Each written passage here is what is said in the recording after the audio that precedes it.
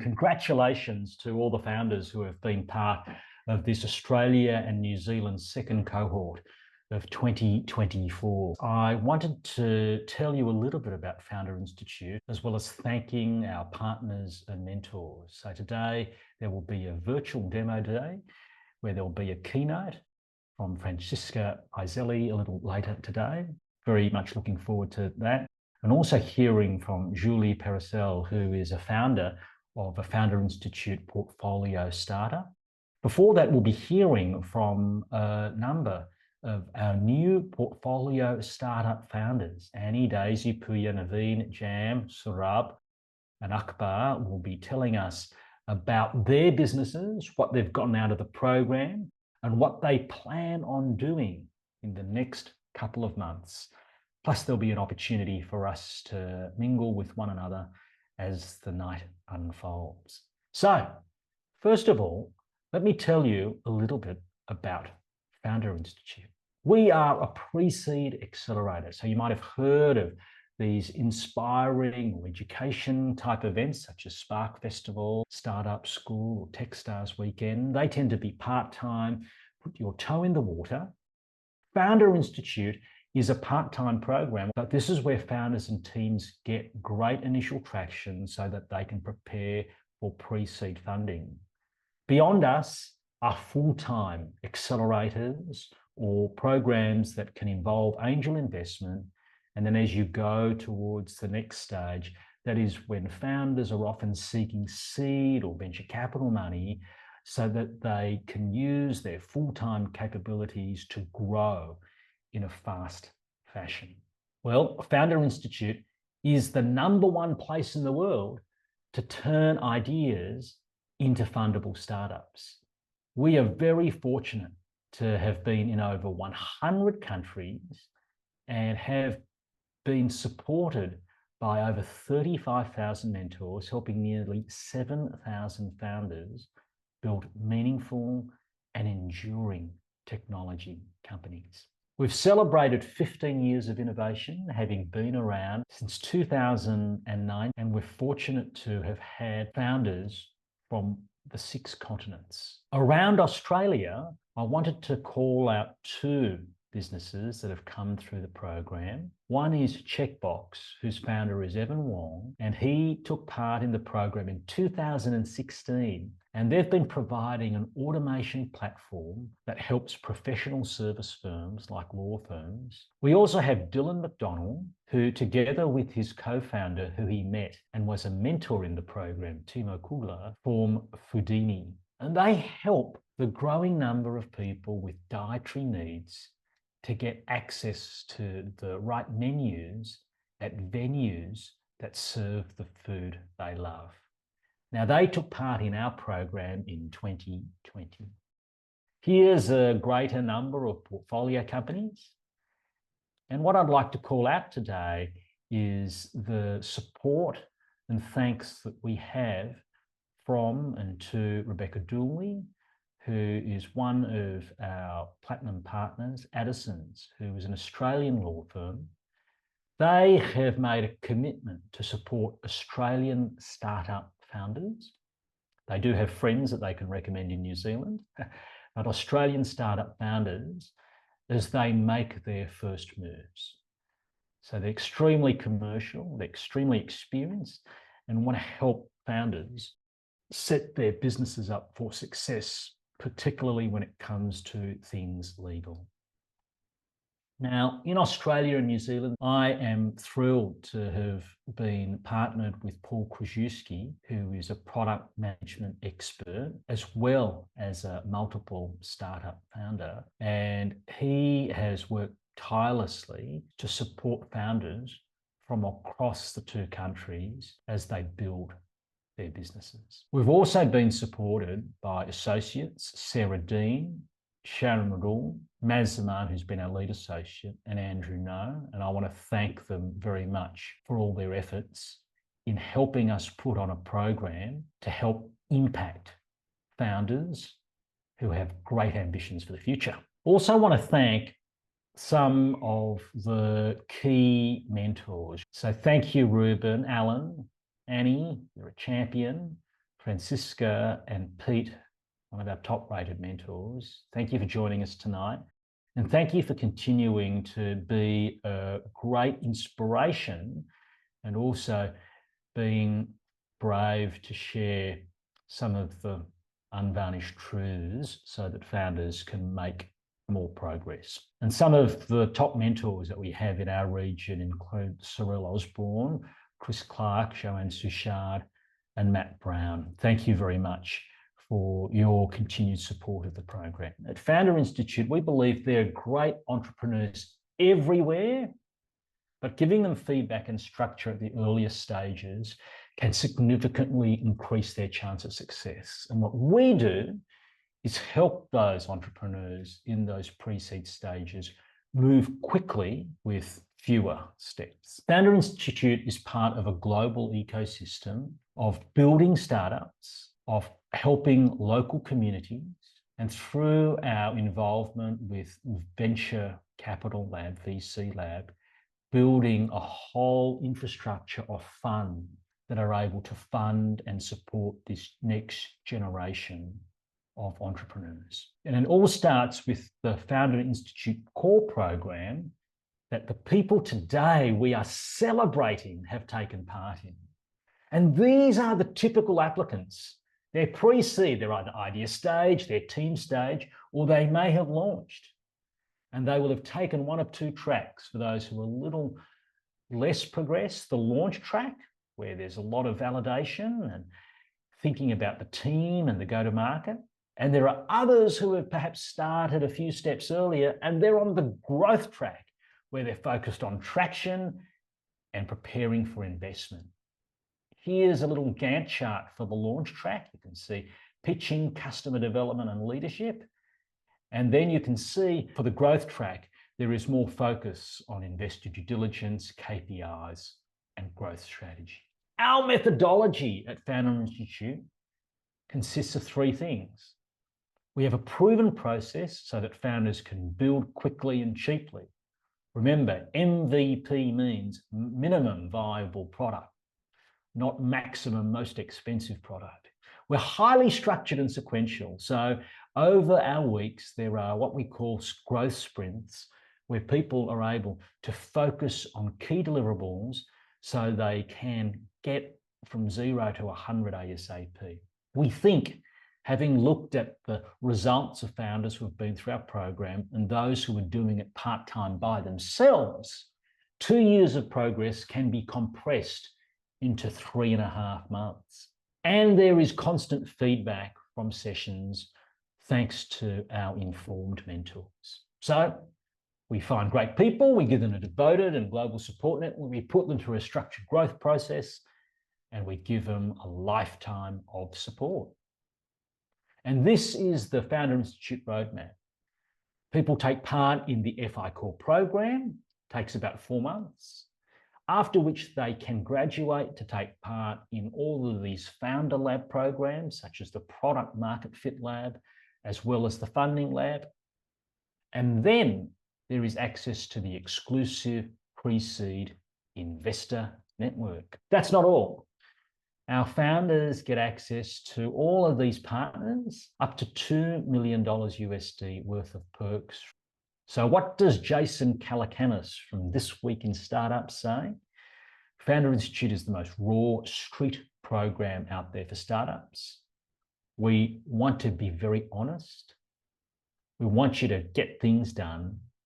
A lot of people do not make it through the program, and that's okay, it's by design.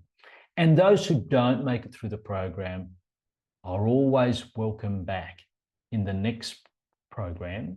And we are going to be running that in February next year. So if you'd like to learn more about it, go to fi.co/Australia and check out this new cohort that will be running from February to June next year. And we have an early bird offer if you apply before 17 November. 2 other things I can share. We are going to be running a couple of events in the lead up to the next program that we're running in February. So if you want to learn more, go to fi.co/events. We're also holding info sessions so you can stay up to date on what the Founder Institute could do for you more specifically.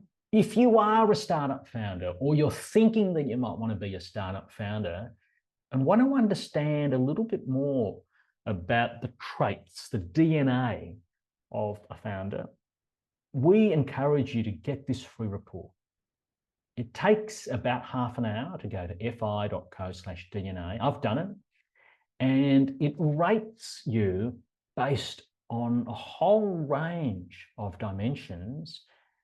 And we think this is super helpful for a couple of reasons. It will highlight the things that you are strong at. And that means the more you do of that, the even better you'll be. It'll also suggest some of your weak spots, possibly some blind spots. And wouldn't it be wonderful to have a co-founder, to find a co-founder who has high ratings where you might have low ratings? That's complementary. And of course, as you lean into that, you'll be able to work out the things that you can consider, possibly concentrate on or improve. So this is absolutely free. I invite you to give it a go. Paul and I have done it, as have all the founders who you'll be seeing tonight. Hello, everybody. My name is Ani. I'm the founder of Oscorp Energy, and we are on a mission to revolutionize lithium-ion battery recycling in Australia. By 2040, the country will generate over 1.2 million tons of battery waste annually. Yet, our recycling capacity lags far behind. We aim to bridge this gap by building a pilot recycling factory of 0.5 gigawatt hours. We call it as a giga slice factory that leverages AI driven wireless discharging technology to safely recycle these batteries and recover valuable materials from them.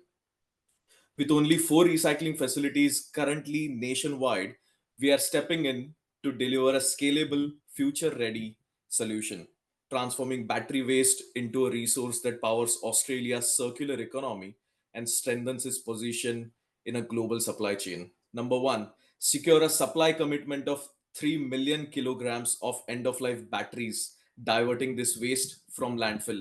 We have currently secured up to 1 million kgs of batteries via letter of intents at this stage. So we are not too far in achieving this goal in the next 12 months or earlier.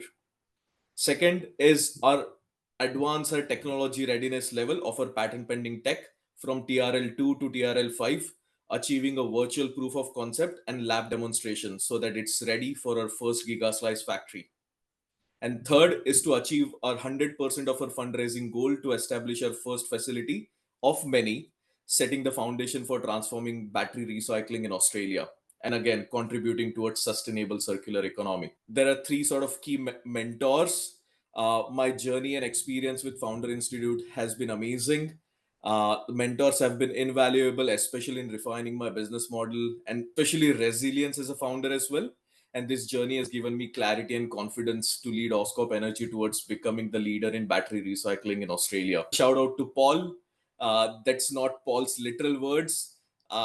This is crap, do better, but I love that about Paul, and he's one of my favorite mentors of all. So just wanted to give a shout out as well. Thank you and all the best to everybody as well. I'm Daisy, the founder of Co-Linic AI. I'm very excited to share my journey with Founder Institute and our work over the last 3 months. So Co-Linic AI is an AI-powered SaaS platform built for allied health therapists, helping them easy to do report writing and note-taking. By reducing the non-billable work, our platform has already reduced 70% of non-clinical time and increased therapists' weekly earning by over $1,000 using flexible templates and advanced AI model. This idea came from first-hand challenges I saw in my service company where therapists struggled with burnout and non-billable hours. So incorporating Co-Linic AI at my own Happy Therapy Australia company led to an 80% recruitment improvement and 100% staff retention. Outside my own company, 25% of external users are ready to pay for the platform. Now we are developing our second MVP to further adapt the unique workflows. Our goal is to launch globally in February 2025 with strategies like viral loops, targeted ads, and sales to quickly capture market shares.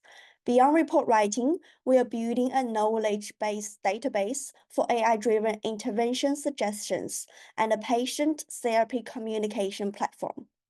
By April 2026, we aim to onboard 20,000 therapists and reach 7.2 million in annual revenue. So halfway through this 3-month journey, I feel totally completely defended. I couldn't see a market potential for this company, and I was actually thinking maybe I should only use it internally. That's when Paul stepped in. I'm really grateful he had a chat with me. He's not just encouragement, but really connect me with different people outside FI. Talking to them, I saw the different idea, different way I can go, and I literally see the future vision and also the potential market of it. So the past 3 months of FI has been a transformed for me. Weekly insight, the feedback, I love the feedback, they're honest, and mentors like Roger, Paul, and another Paul programs as well.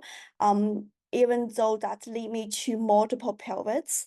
So FI isn't just a guidance, it's a lifeline. So keeping the founder focused on what truly matters. Without it, I wouldn't make it today. So thank you. My name is Pouya, and today I'm here to talk about ScholarSpark. ScholarSpark is a startup that aims to revolutionize the way we do science, and in a specific structured literature reviews. Currently, there are approximately 10 million researchers in the world, and the global rate of scientific output is increasing by 18% every year. Structured literature reviews have grown, and they have actually doubled within the last 10 years. So what I'm trying to do is that I'm trying to facilitate that area by creating a solution that collects the entire process and tries to help researchers to do structured literature reviews in a very efficient and effective manner. And the problem we are solving is that a lot of researchers today spend around 6 months to 2 years on one systematic literature review, and that's because they have to couple together a series of non-integrated general purpose tools. The North Star pledge, or the North Star metric for this, is to save researchers 1 million hours collectively. And it is worth mentioning that systematic literature reviews is just our entry into academia. So we will, as this one works, hopefully we will work on other methodologies, and we will cover quantitative methods and all this kind of stuff. And we want to reduce research review time by 60%. And my personal vision for this is to accelerate the global rate of scientific discovery and help humanity progress faster through this productivity tool that helps researchers create more research and solve big problems. By Q1 2025, I'm hoping to get 1,000 users. In Q4 2025, 10,000 with 500K revenue. And my projection for 2026 Q3 is to have 20,000 users and 1 million revenue. What did I learn from Founders Institute? I think I've learned a lot. I come from a very strong technical background, and I was, I think, really technically oriented, and I didn't have a lot of a startup kind of mindset or knowledge. And here I've learned a lot through a lot of constructive feedbacks, constructive criticism. And I had the pleasure of working with all the mentors in FI, including yourself, Paul, and Ben, and all the great people who showed up for the office hours and gave me a lot of great inputs. I think every single person provided me great input, so I'm not gonna kind of point out some names. I think everybody was great, all the mentors, and I really appreciated all the things that they taught me. And from writing code and being too technical and being so much into science, I now think about more my vision, which is reshaping the future of research. My key learnings from the program was probably around these 6 things I have here: business model refinement, customer development, my go-to-market strategy, product market fit, team building and leadership, and a scalable growth strategy. And yeah, and that's what I've really learned, and that's where I am now. So yeah, thanks for all of that. Hi, my name is Naveen. I'm the founder of Accountability Squad. So this is a productivity app focused on community. So many people, whether they're students, professionals, or lifelong learners, struggle to follow through their personal and professional growth goals. And the traditional social media often distracts rather than supports these goals, making it hard to find motivation, consistency, and community. And that's why we are creating a productivity tool focused on community that helps users connect with peers and join communities centered around growth. And we got few features that for the MVP that we got peer group recommendation, real-time accountability, shared progress tracking, and activity feeds. We are not just another app. We are pioneering a new way of being social to help users to achieve their goals, create a space where productivity and community come together while building a meaningful network. So that's about it. And in terms of milestones and the product roadmap, we've got 3 main features that I call the MVP Part 2 that we are releasing end of November. And end of December, we will be releasing our fully functional mobile app. And by the end of Q2 2025, we'll be having, our plan is to have at least 10,000 active users. And through the Founder Institute course, I've learned a lot. My story is almost similar to Pouya's story. I'm a coder, so I was more focused on building something rather than promoting it. So through Founder Institute, I learned the promoting aspect of it, the founder mindset. So the main advice is getting the product out there and testing it early. That was really invaluable. And having a wait list, building a wait list is key to understanding my audience and validating my ideas. I did 2 epic sprints, and I built landing pages, created promotional videos, gained hands-on experience with product promotions. And definitely Paul helped me, FI helped me with that to shape my product into a clear focused product, ready to address real user needs. And so once again, the biggest lesson from FI was the importance of speed and iteration. We learned a lot of things during the last during few weeks. And it's hard to keep up with the space, but I think it's a good practice because it's really important for us to learn to build a startup. I have a question for you. What if learning could adapt to the way your mind naturally works instead of forcing you into rigid systems?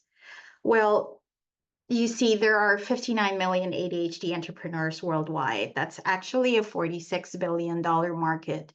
Yet they're constrained by tools that push productivity over growth and actually stifles rather than taps their potential. I'm Jan Mayer again, founder of Divergity, and what we're building is an adaptive learning companion that puts choice at the heart of the experience. We craft personalized learning maps that adapt to them, serving as a guide and organizing information in ways that resonate with the ADHD thinking pattern. This will actually help decrease drop-off rates, increase engagement and competency. We do have a subscription-based model that offers plans with different levels of access to tools and the community. The team includes myself with 20 years in marketing and education, Denver Williams, who's our back-end and machine learning expert, and Peachy Paking, who with B2B learning design experience. I am glad to say that we've secured our first B2B client to run a pilot program for 50 participants starting next year, with the potential to actually reach 1,700 more when our MVP is in full swing. ADHD entrepreneurs can now build competency and succeed on their own terms. Now, in the next 12 months, our goal is to onboard around 500 ADHD entrepreneurs while actually securing 2 more neurodivergent organizations.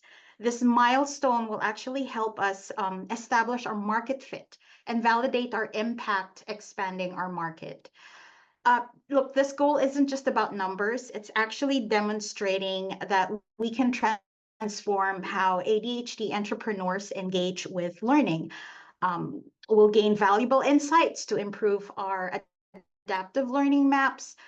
We will grow our community. And of course, most importantly, and the reason and my why is actually to empower neurodivergent individuals to thrive in business and in the workplace. Wow, Founder Institute, when I started, I had this vision for Divergity, and it was even a different brand, to be perfectly honest, but lacked the structure to bring it to life. So this has actually changed everything. Taking my abstract ideas, being ADHD as well, is turning them into actually actionable plans. Mentors have been invaluable. Michelle Gilmore, believe it or not, her feedback moved me to tears as she truly understood my vision.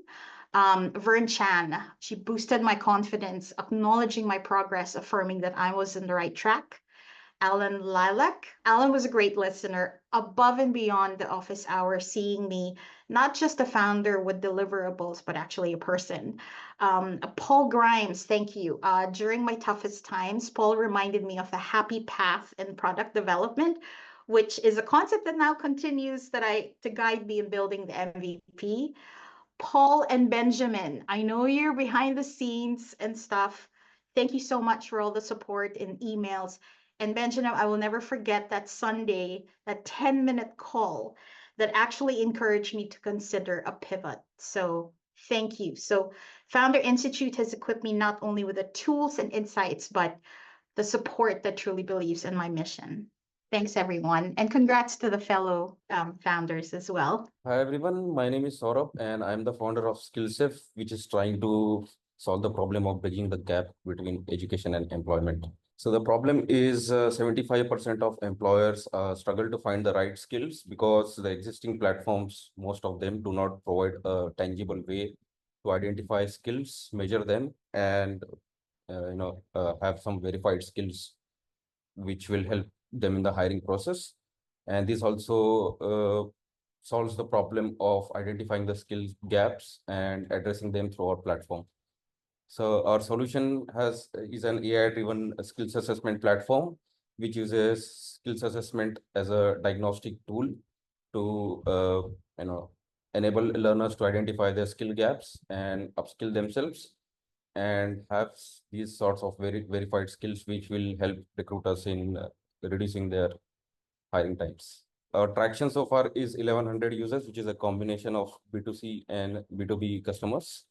Around 10 small medium businesses which are using our assessments to assess with confidence, and 70% assessment completion rate. Our funding ask is $1 million to enhance our product offerings, expand our content library, join more content creators, subject matter experts, and industry experts to help us in our journey. Our future is to build a platform where skills have the first precedence, and the hiring decisions are made based on verified skills rather than just CVs. The short-term goal is to acquire 10,000 users by the end of January, which is ambitious, so be it. Want to set the bar high, and these 10,000 users would be the combination of B2C and B2B customers. Another metric would be to achieve 500,000 USD revenue by the end of December next year. And by that time, we also want to build this platform as a sustainable business with a proven product market fit and a great amount of traction, which will then pave the way towards future funding rounds. Another goal would be to create 20+ impactful jobs, which will help individuals and like empower their careers and further their careers and contribute in our journey. Shout out to Ben for pointing out to do a competitor case study, especially on the course completion rates of peers like Udemy, Coursera, etc., which is a problem that we are definitely trying to address through our platform. Other than that, every mentor was helpful, Special shout out also to Wang and Roger, who have been healthy critics of the business, really pushed hard to think about the customer validation and as well as the business validation. And also the working group who were helpful throughout the program and help us get to this stage. I'm the co-founder and CEO of Mareekh Dynamics. And I'm going to talk about Crater HAB technology, habitat systems for low pressure environments. Acute and chronic mountain sickness due to thin atmospheres of high altitude regions in the world affects millions of people worldwide, particularly the tourists and residents of regions like Tibet, Himalayas, and Andes. This problem is particularly worse for miners who work at very high altitude mining site and push their physiology to the limit. We aim to address this altitude sickness problem through our innovative pressurized inflatable habitat systems called Crater HABs, originally developed and patented for space and planetary environments of Mars and the Moon. The use of Crater HABs in Crater HAB inflatable habitat system will improve the quality of life and productivity of miners, which also makes it a compelling business case. So we are in for a heavy takeoff. So I'll be more realistic. So our North Star pledge is that by December 2028, Mareekh Dynamics will deploy at least 5 Crater HAB facilities in high altitude mining sites across the Andes, providing safe, habitable spaces for 1,000 miners suffering from altitude sickness or at risk of altitude sickness. This will include creating highly skilled, 50 plus highly skilled jobs across our operational regions in Australia and in South America. Additionally, we aim to achieve 20 million Australian dollars in revenue by that date through contracts with mining corporations committed to improving worker health, safety, and productivity. At that time, we'll also be preparing to address the space and high altitude tourism market. I would especially thank the Founder Institute and the mentors for their hard work. I would give a special shout out. It's a tough question that who was the mentor who made the most difference. So I came up with 3 names. I think Alan Lilac, through his soft feedback and subtle hint to pivot, made me understand that I have to pivot from altitude high adventure tourism to mining industry would be a better way to apply this technology. And I also thank Paul Grimes for his encouraging and supporting remarks that kept me going. And at times, I was almost thinking of quitting. And especially Roger too, for his brutal, no-nonsense feedback. And he really means what he wrote in his description. The revenue and business model sprint helped me review and pivot from altitude sickness in adventure tourism market to the altitude sickness in the mining industry, which made a huge difference and has kept the momentum going. From the Founders Institute, joining Founders Institute was one of the best things I did in the year 2024. I must admit that. I needed that little push over the edge that I had been skeptical about for years, and I was putting off for a long time. Glad I made that choice. Founder Institute has proved a great vantage point for me to look around and explore new vistas in the realm of commercialization of my innovation. So thank you, Founder Institute and the mentors and organizers, and I wish all the founders good luck. 6 months ago that I was in your shoes, guys. So well done. I know it's stressful. So I'm Julie Perrissel. I'm the founder of Ivigo. So I graduated from the program 6 months ago in May. I actually came in the program in February with just an idea. So I had no product. I had nothing. I just had a problem with charging my EV. And I was like, why is no one else doing it? And then Karen, who was okay, we finished the program as well at the same time as me. I used to work with her. She was like, why don't you just do it? And I was like, oh yeah, okay, I'll do the Founder Institute and they'll tell me how to do it. So that's how it all started. And my background is Scrum Master. So for me, the weekly sprint worked really well for me, and I love the challenge. All the mentors, it was just amazing. So yeah, and then I just wanted to say thank you, Paul and Benjamin, for having me back tonight talking. But yeah, so I've got a bit. I was gonna explain like what I've been up to in the last 6 months, and then I've got a bit of advice as well that I wanted to give to the founders graduating tonight. So so yes, so then I said, so Ivigo is a peer-to-peer electric vehicle charging. So basically, we're a marketplace for EV charging, and we in the last 3 months, I've got a team. So I started just with me and my ID since graduating in 6 months, and now we've got a team. So it's 4 of us.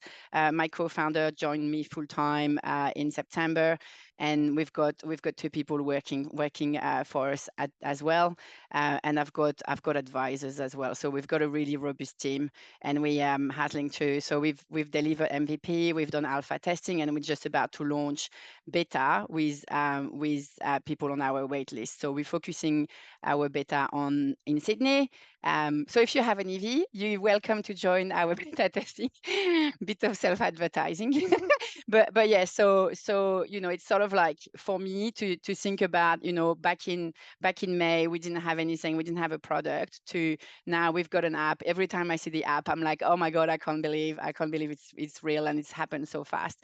And going through the Founder Institute, it's like, it's helped me validate the problem. So, me having trouble charging my electric vehicle, through user interview and through the program, I realized that a lot of people had the same problem, and it sort of gave me the confidence. And, the weekly pitch, answering questions, it's hard at the time, but it prepares you, and trust me, out there it's even harder.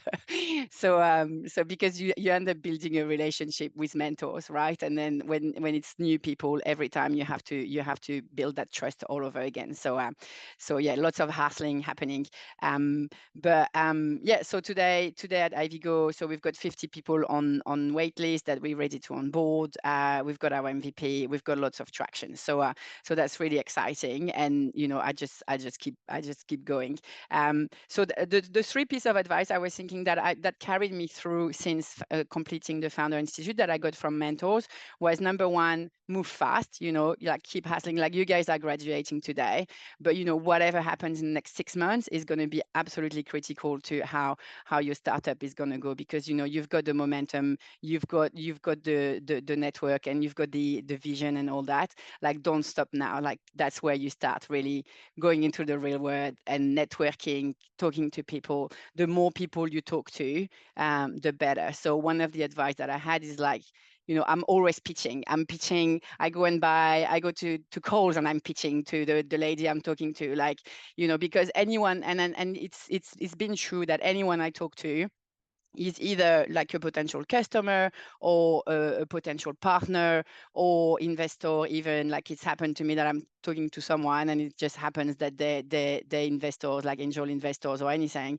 or they can be advisors or mentors, so, or they know someone who do. So it's sort of like, by getting used to it, in my mind, I was doing it at first just to practice, but then it turns out that every time I was talking to someone, I'm always wearing my t-shirt, Benjamin.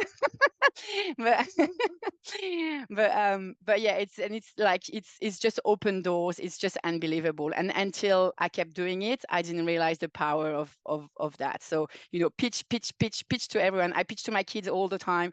But yeah, and then the second advice, the one advice that I had, that I've heard at the Founder Institute, that really stick with me as well, is fall in love with the problem. So we're solving a problem and not with the solution, because like, for me, anything that's going to solve the problem is valid, and that helps you mindset as well, like having to pivot when you have to, because it's sort of like, what's the fastest way? And for me, it's like, our why is like, we want to help, we want to support the transition to electric vehicle, because we believe that it's more sustainable, and with all like climate change and all this kind of thing, like, to me, it's like, this is the way to net zero, and there's an urgency in that. So this is my why, and then anything that we will do that has the most impact, this is what we're going to do. So, and we didn't have major pivot, but we've already pivoted during the Founder Institute, and then since then.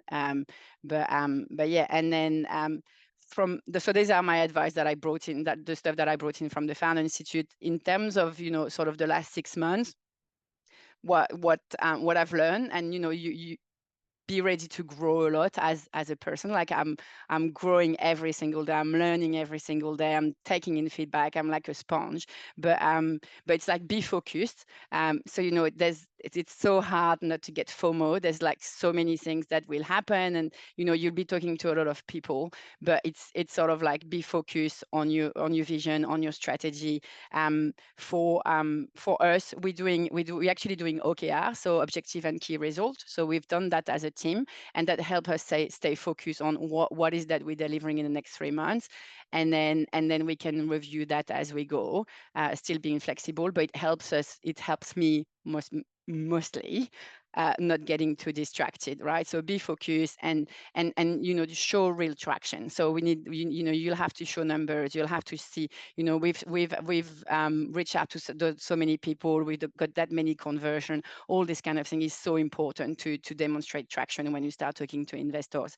And the next one is for me, it's like really surround yourself with the right people. Like it gets hard.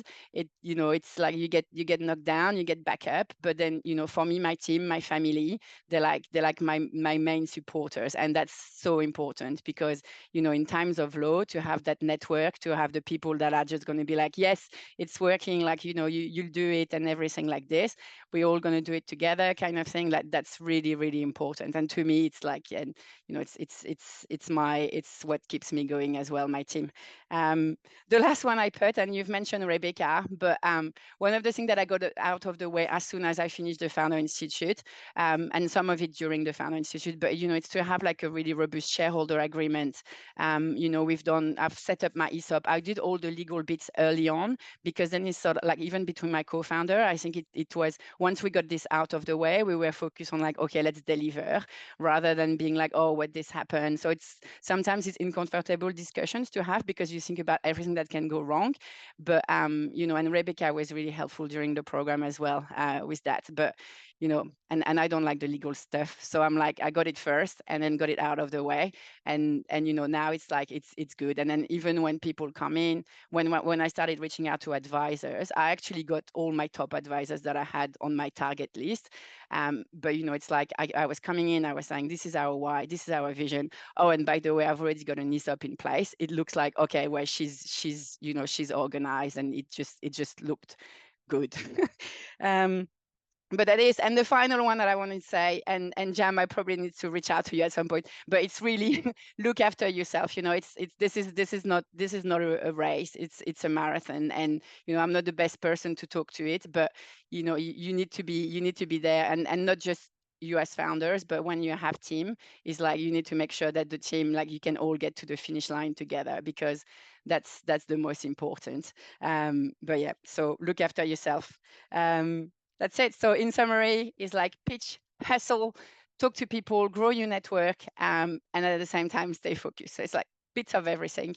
But yeah, good luck, everyone, and well done for the pitches tonight. Thanks for having me. And it was so great to see all your pitches too. It was fantastic. I love the tenacity, the resilience, and that's something that I want to share with you today. You guys asked me, and Paul asked me, if I can do something that is motivational and has some really good insights for you all as you now embark or continue this really exciting and also sometimes scary journey. And, you know, some of you even said, somebody said that you were sometimes close to giving up, and that happens all the time with founders, even with businesses that are really established, especially right now. We work with a lot of businesses. One of my companies is a marketing school called Basic Bananas, and we see hundreds of businesses every year. And right now is a tough time. So there are even established businesses that think about giving up. However, the ones that stick with the business and invest in having a really strong mindset to continue are the ones that win. And that's something I wanted to share with you today, something I call the unwinnable mind. And so how can we embrace change, choice, and courage in a complex world? So starting with change. Change is our only constant. And also, just quickly, normally the sessions that I do here for Founder Institute are often on branding, so brand strategy or marketing strategy, or sometimes when I do keynotes on big stages, it's often on the topic of courage, because I've written a book based on a motorcycle ride I did along the Silk Road. Actually, it was one of you, it was Akbar, I believe, I just came back from riding the world's highest rideable road in the world, in the Himalayas, on my motorbike, and definitely people struggled with altitude sickness. So when you did your pitch, I'm like, yes, this is good. This is good. So the only constant we have is change. And I wanted to just quickly show you a few trends, and then I also wanted to show you some good news. So here this is in fact not even so much a trend. This has been a bit constant. So the failure rates of startups has been pretty constant. In Australia, around 48%, similar in the US. And usually why startups fail is because they have a lack of product market fit. They don't have a really good roadmap, a clear marketing strategy, and they don't have a community like you guys have. And that's why organizations like Founder Institute are so important. You have so much, you're going to be in the other 50%, the ones that succeed just because you're part of communities like this. Then funding dynamics. So only about 1% of startups secure venture capital. However, angel investing is on the rise. And so a lot more secure angel investors. And the good news is that there is a lot of money out there. There is no scarcity when it comes to money. There's a lot of money out there. When we look at the overall startup exits, there has been a dip over the last 10 years. However, there has been a rise in deep tech startup unicorns, 550% roughly. This is not just Australia, this is globally. And then female-led startups, and we have the exact representation here today. Female startups, to be fair, the good news is that over the last decade, it's increased, it's doubled. It's still only at 22%. And Jam, I loved your pitch. I loved your pitch. Now, of course, also there are lots of marketing trends, and that's where usually I work when it comes to marketing, because communication and marketing is your vehicle to get people to notice you, to buy into your idea, to want to be a part of what you're building. So when we look at marketing, data-driven personalization has been on the increase over the last decade. The rise of influencer marketing, even a decade ago, it wasn't even a thing. And now people are making more money as influencers than they are doing other things, which still, astonishes me. And some influencers bring in more business into companies than celebrities, which is crazy. Also, we had a huge shift from traditional ads to more storytelling. So in the past, and I come from an advertising background, I used to work in advertising doing strategy, maybe like 16 years ago before I started my first companies. And we used to do a lot of promotional ads, above the line ads, which is radio, TV, that were very promotional. Now it's more about how can we tell a story to get our message out there. And everyone here did that today. I wrote down actually as one of my feedback points for everyone. I think everyone, and I will always and forever say this, everyone can use more storytelling to when they do their pitch. You can even use more in terms of Jam's talked a little bit about she's got ADHD, and so that stuff needs to go up front, because it's the reason why you're doing it. And that's why as an investor, I would buy into your story, because you obviously are very invested. So we can all use more storytelling. It's super important. Then, of course, AR, augmented reality, has come into the picture in the last decade too. And also an explosion of short form video content with Reels and TikTok, and even YouTube is doing shorts. So short form video content is still on the rise and is popular. And then lastly, of course, companies have started to dive into blockchain and using NFTs. So I believe Starbucks has their loyalty program on an NFT, using NFTs to reward their customers. Nike is using it, and more companies are using NFTs. So with all this change, how do we navigate, and how do we not go crazy and give up?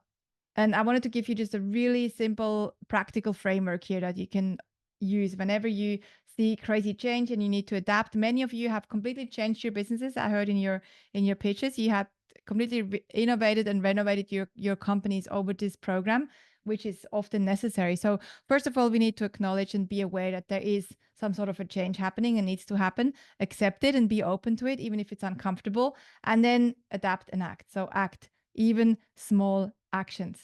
And I wanted to share with you, as this is a psychological phenomenon that we can be aware of almost every single day. And it's called the illusion of control.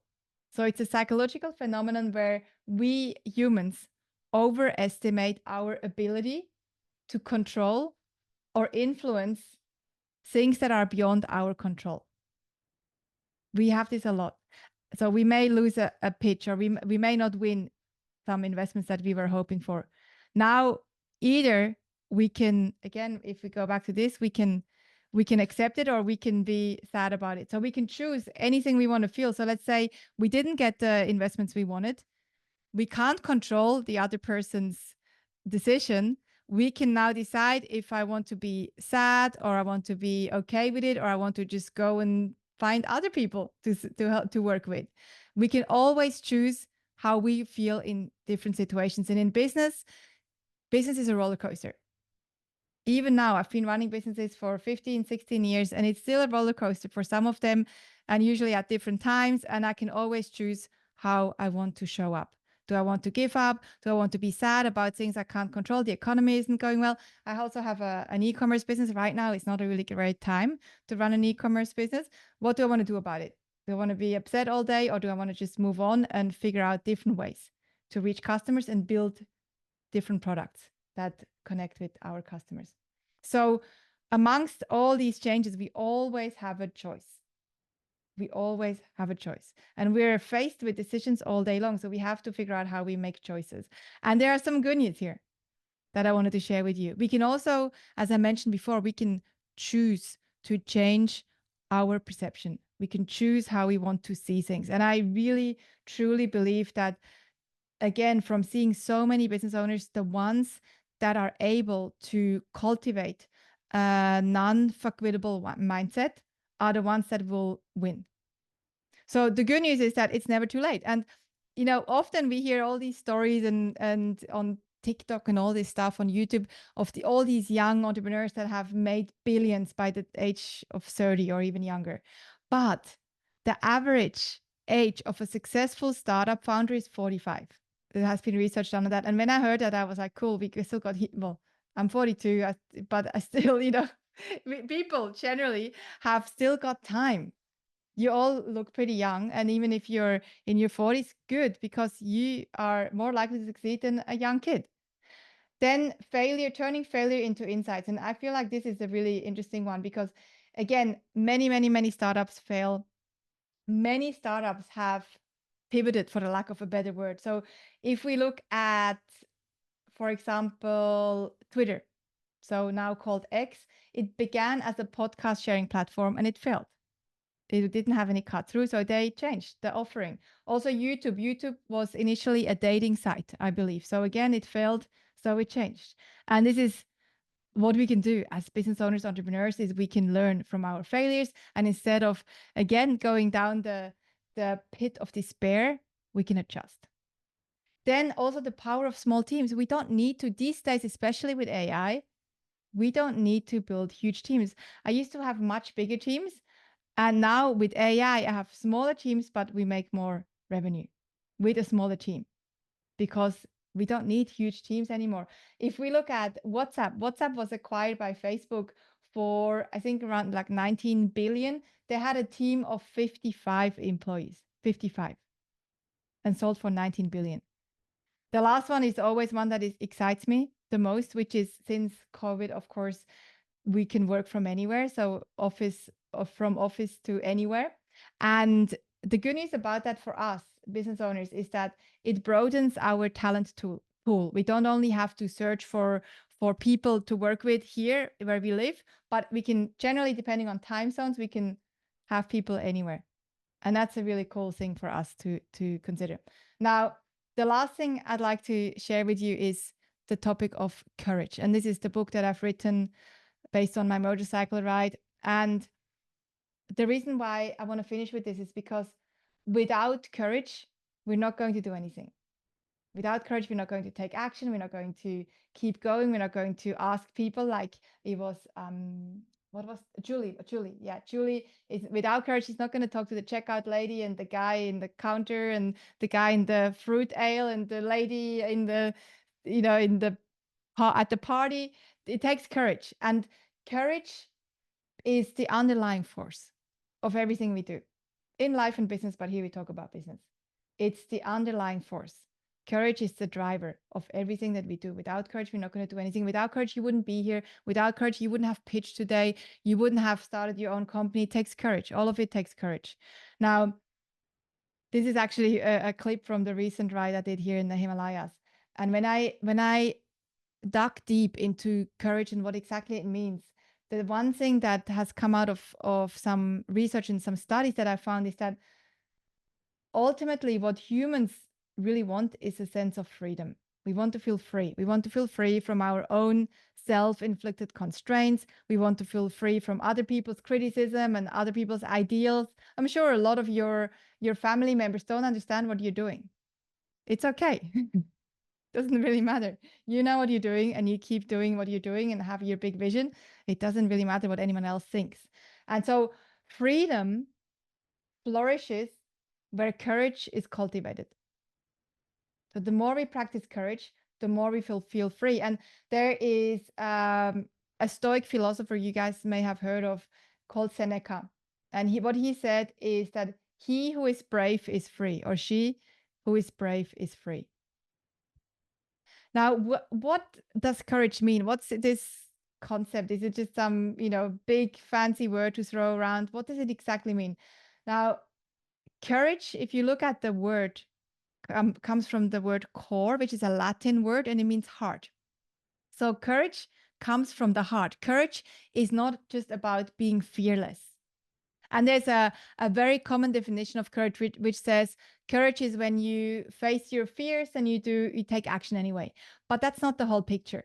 It's not always, it's not only when you feel fear that you can be courageous. You can even be courageous just when you feel a little bit uncomfortable. It doesn't mean that you have to be fearless. In fact, there's also a fine line between fearlessness and recklessness or stupidity. Courage is about the inner strength that we can cultivate. And the cool thing about this is that courage is a skill. And there again, I did lots of research when I wrote the book, and I found that there has been studies done through neuroscience, and what they have found is that there's a part of the brain, the amygdala, which is actually our fear center. And the more that we trigger our fear center, the more we put ourselves into situations where we feel a bit uncomfortable, like this river crossing, for example. The more we do this, maybe the first time I go through this river, I feel a bit uncomfortable and maybe I don't even want to go. And then the more that I put myself into these situations where I feel fear, the better I will get at it. So let's say I don't like making sales calls, so I don't like calling people in my business. Let's say that's maybe one of the things that make me feel uncomfortable. The more I pick up the phone, the more I do it, the more I practice to have an unreadable mind, the better I will get at it, and the more comfortable I will become at doing exactly that action that my business needs right now. So there's a difference between, the last thing I'll share with you is there's a difference between the readable mind and then there's the unreadable one. The readable one is the mind where you can see here on the screen, there's you're on your path of success. And then suddenly there's a little failure. Maybe again, somebody said no to you, or there's just not the right market fit for your product right now. So it's just the feedback is not quite right. And so you fall into this pit of despair and you stay in there for a long time because it's just not working. This whole business thing, I don't know what I'm doing. This is my first business. I don't know how to run a business, all this legal stuff that, Julie was talking about. I don't know. I'm just in this pit of despair. And then after a long time, you start climbing out. Or what we can do instead, and to cultivate our unreadable mind, what we can do instead is we can be on our path of success. Then we have a little tiny failure. And we call this like it's almost like practicing your courage muscle. It's like practicing anything. If you want to get strong and you want to exercise your arm muscles, the more you lift something, the stronger you get. And here's the same thing with your mind. You have a failure. Whatever you decide is a failure, you can look at that like it's something you can learn from. So let's say you get feedback on your product, maybe it's not quite the right fit for your market. Okay, so you can learn from that. What do you need to do? Do you need to change the audience, or do you need to change the product, or both sometimes? Or maybe somebody says no to you. They don't want to work with you, or they don't want to give you money. Okay, cool. What can you do? What can you learn from that? You need to maybe change your approach or change the people you approach. Make sense? So you just learn that, hey, every little dip is just a little dip. It's not, I don't have to be down here in the pit of despair and waste my time. I'm just going to do little dips, and all these little dips eventually will come up to your path of success. So I'd love for you to just quickly take 2 minutes to think about this. What's something that you'd do if you had the courage? What's something that right now you feel uncomfortable maybe with, and you know it needs to happen in your business, but you just maybe don't have the courage? What can you commit to right now? So think about that quickly, and then you're welcome to pop it in the chat, and we can look at the chat in a minute and maybe put it out there into the universe. What do you want to commit to? And lastly, if you want to connect with me, you're welcome to do so. I'm on LinkedIn, Instagram, or email. And also my team have put together some resources for you. You can scan this code. So anyone, this is for business owners. If you run a business, this is useful for you. If you don't run a business, it's not so useful. So what they've put together, I believe, is the marketing ecosystem. So a pre-recorded session of the marketing ecosystem and a 2-page marketing planning template that you will use to follow along. And then they've also added a pre-recorded session of a marketing AI session that I've run with one of my team members. So you're welcome to grab that on that link.